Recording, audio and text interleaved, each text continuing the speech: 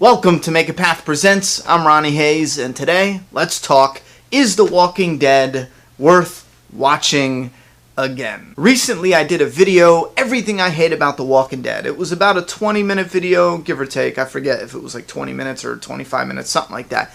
But it was around a 20-minute video. I know I got a reaction from some fans that were just bewildered. Why would you make a video? Da da da da. It was a requested video because we're always talking about the show because it's our favorite show. So fans were curious, well, if you love it so much, what do you not like about it?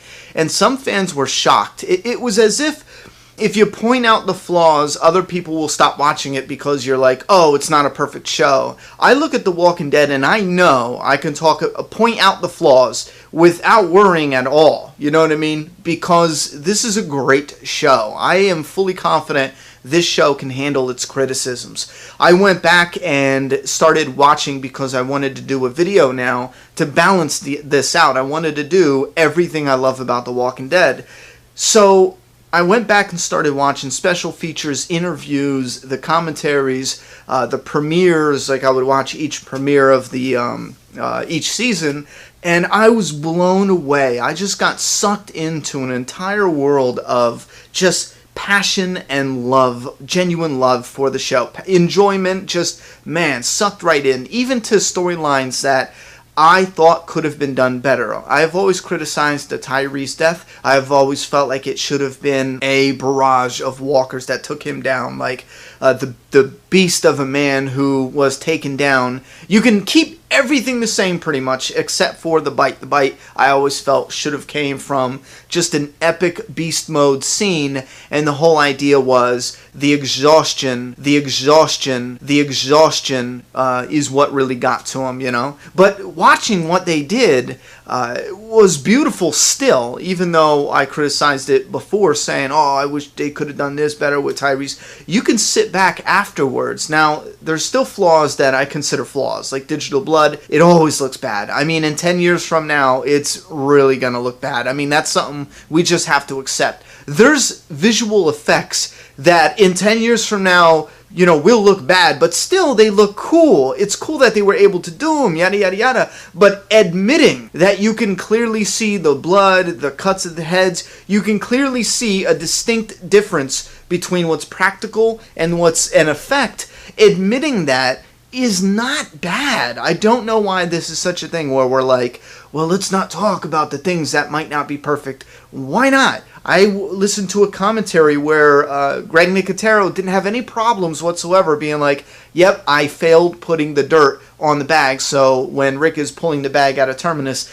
this is a bag that was buried in the ground, and when he's pulling the guns out of it, the bag is actually clean. That was a clear mistake. He didn't have any problems pointing it out in the commentary. Do you know why? Because even shining a light on some of the flaws that are in this show, it's not going to take it down a peg and not make it a great show. It's a great show because it's enjoyable. It's not a great show because it's made to perfection. So pointing out the flaws or what you don't like as a fan, and everything we don't like, it's all different. Pointing those out is not going to hurt the show. It blows my mind that some people can't just go, oh, well, there's fans who like this kind of entertainment, fans who don't like this storyline, fans who don't like these characters, fans who love these characters, but we can't talk about it because if you don't love everything blindly, you know, it's a problem. It's problematic. I don't get it. So anyway, I wanted to talk about what I love with The Walking Dead. So I went back and watching all these commentaries, special features, and I realized I can't make that video.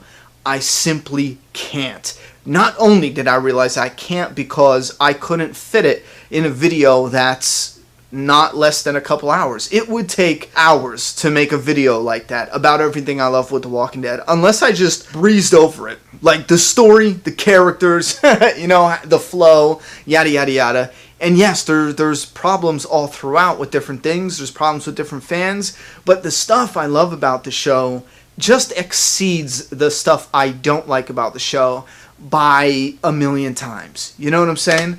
And it sucked me back in where I finally had to say, last night I put an extra 2 episodes on, and I finally had to say, okay, listen, I'm behind on work.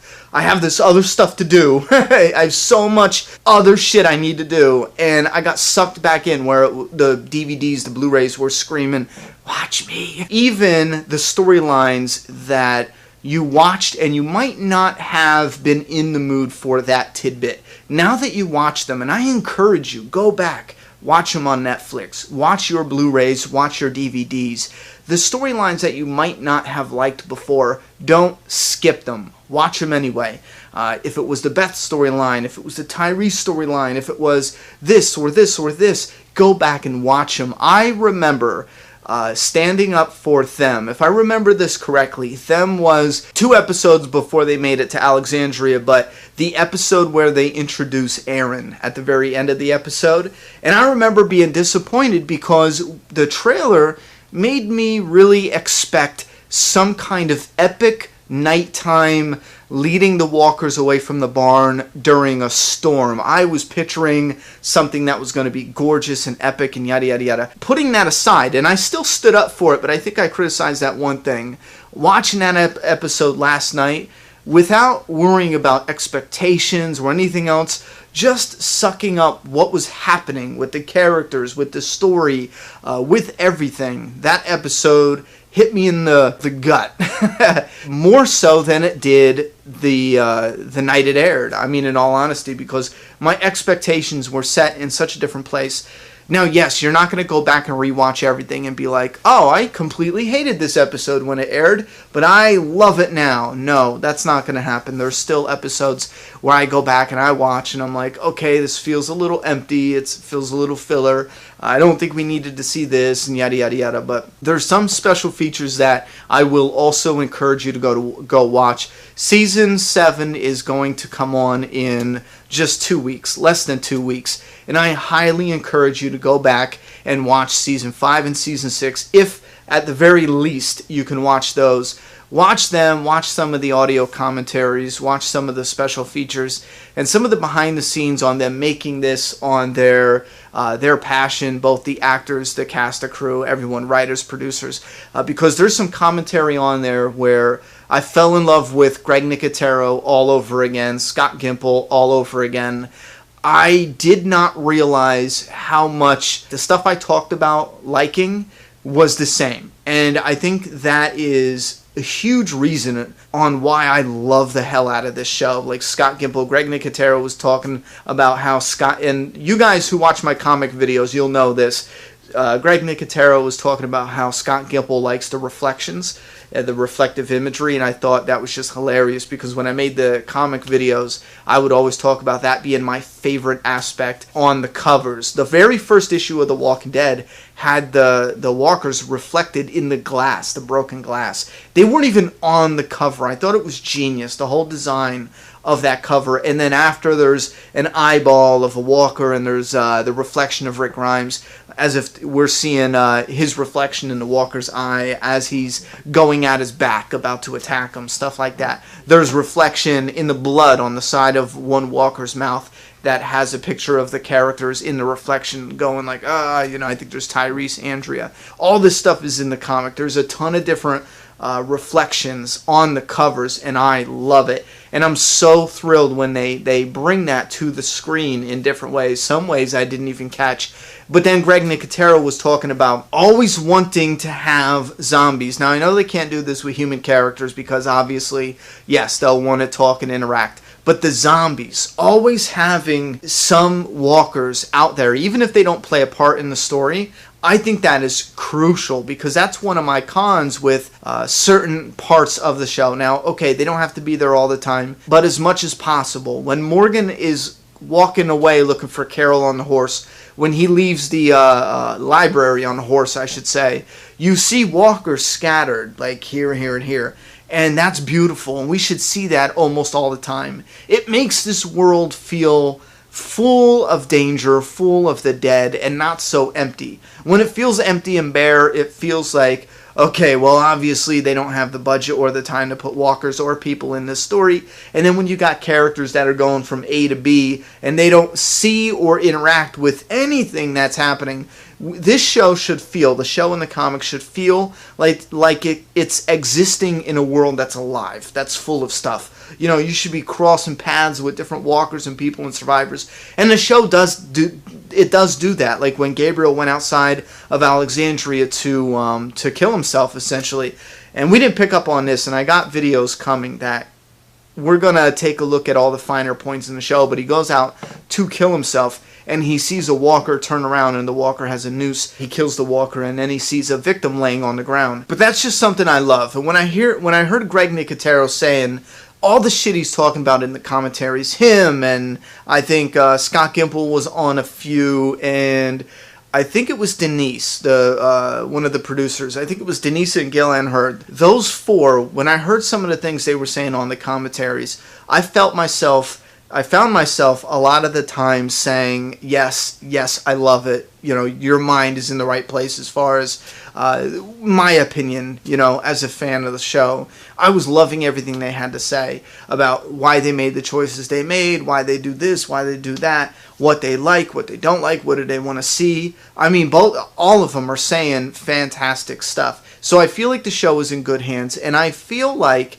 especially us that are active online, that talk about the show, that go over predictions, go over every single trailer, teaser, promo image, we get expectations that definitely sabotages, to a degree, our enjoyment for the show, for each episode. Now, we might get that sneaker episode, that sleeper episode where we're like, oh, it's going to be about this, and I'm going to whatever, and all of a sudden it happens, and we are like, holy shit. I got that feeling with the Season 5 finale. It still ranks today as one of my all-time favorite finales. I'm going to go back and do a video on all the finales and all the premieres, and we're doing that soon with the Season 7 premiere after that airs. But the Season 5 finale, I remember a majority of the fans going, oh, there's nothing big happening, you know? Oh, it's just Rick giving a speech. And I was so moved. I was like, that it wasn't just a speech. That was the most epic speech of all time, you dumbasses, you know?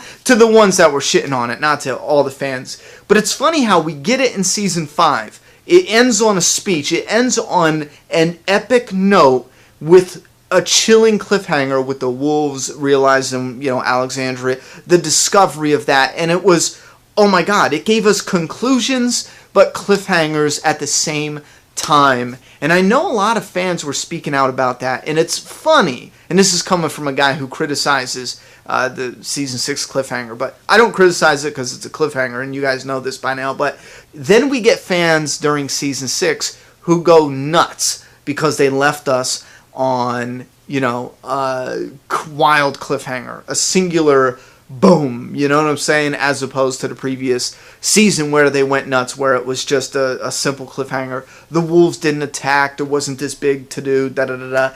I don't know, there's something so special about the ending of Season 5 that, man, even to this day, when I hear that speech where Rick's like, you know, I was wondering, or I was thinking about, how many of you do I gotta kill to save your lives? I mean, damn. And seeing him dealing with the conflict, the internal conflict about being more like Carol and lying, you know, and being a little bit more like Michonne maybe in a way, and just being honest, being transparent, seeing him interact with Glenn to a degree, Daryl to a degree, and Michonne to a bigger degree later, and being like, you know what, I don't want to lie anymore, I'm gonna be honest. And he does. He throws a zombie in the middle of the fire, and he's honest as fuck, you know.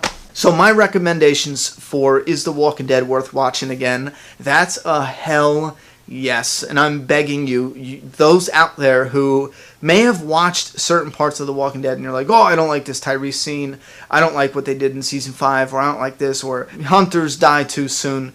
Go back and just watch it for what it is and absorb it and see if at the very least you can't enjoy it just a little bit more, knowing without any expectations, because maybe it's just me, but my passion, it was like a whole new fire was lit under my ass for the show, like passion, excitement. I am so damn excited for Season 7.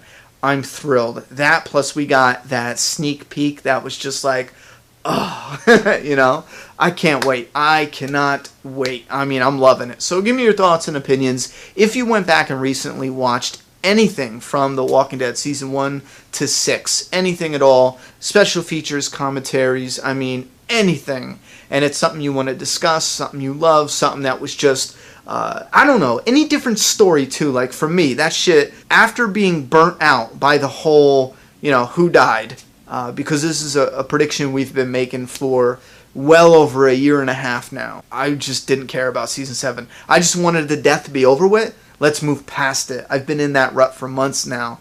But going back and rewatching some of the finales and some of the episodes from the previous seasons, I have never been more excited to start a season than I am right now. I'm through the roof. So, thoughts and opinions down in that comment box. I'm done talking. It's your turn. Subscribe now.